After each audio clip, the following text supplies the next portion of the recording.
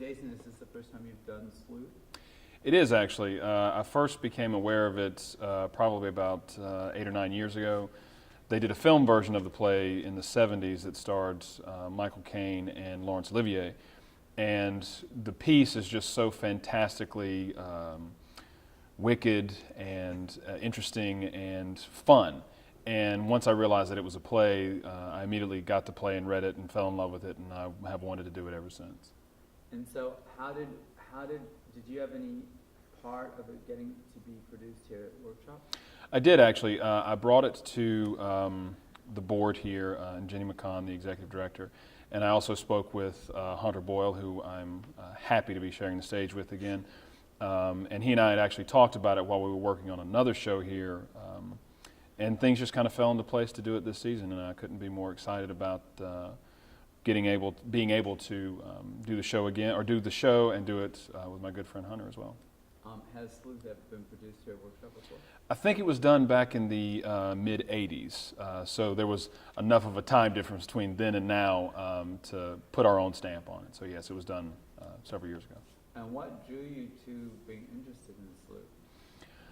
The relationships of the characters.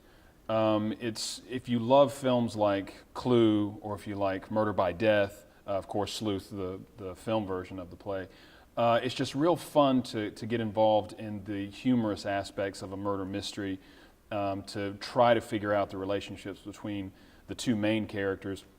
And then once you think that you've got it figured out, if we do our job right, we take you in a completely different direction, and then you start thinking about that direction, and then we take you in another direction. So it's just a lot of fun to hopefully engage the audience, to make them feel as though they really are a part of this production, because they're trying to stay not only in step with us, but they're trying to stay one step ahead, and hopefully we keep pulling the rug out from under them at the right points.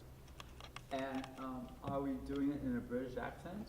We are, actually, and we did a lot of work with our director, Eric Bultman, who brought in another fabulous actress in town, Mary Beth, what is her last name? Gorman. Mary Beth Gorman, to help us fine-tune what we had brought to the table as far as our accents were concerned, but just to fine-tune and tweak some things to make it sound a little more authentic. And it was really, really helpful to have that asset of a performer to help us out. Do you find that at your other job, or during the day, or at home with your wife, that you're suddenly breaking into a British accent?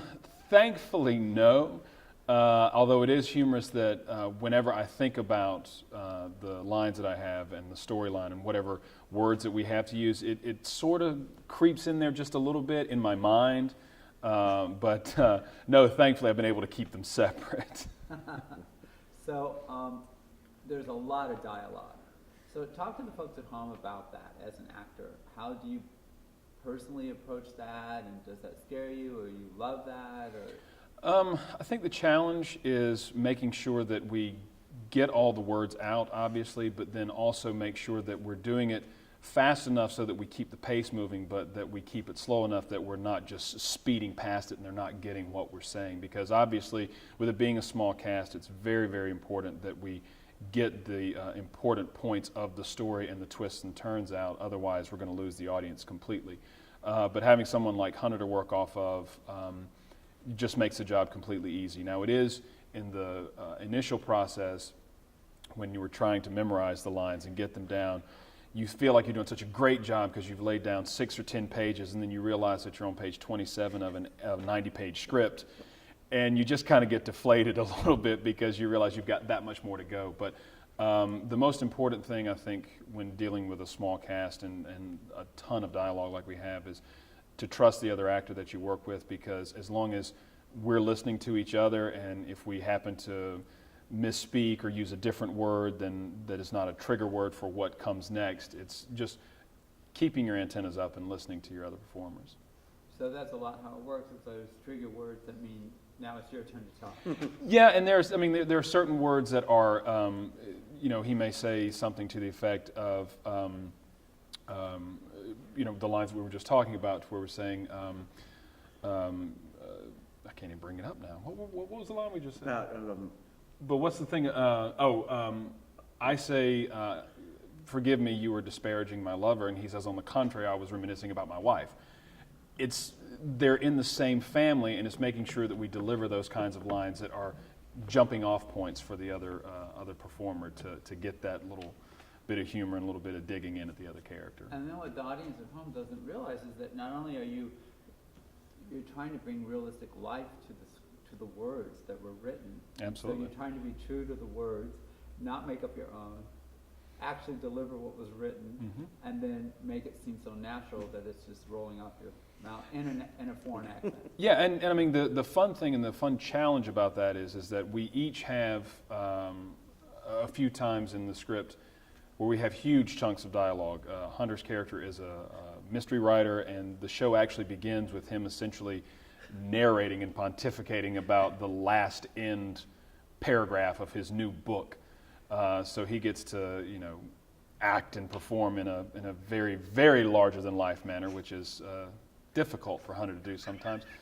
But so you have that aspect, and then my character has a few speeches at the end that, to your point, you have to make them articulate, you have to get the words across, but you also have to make it sound as though you're not just reciting something. It's not Shakespeare, it's not written to be enjoyed in this, dripping honey type language. You just have to, it's just two people talking, and you have to bring realism to it. Absolutely.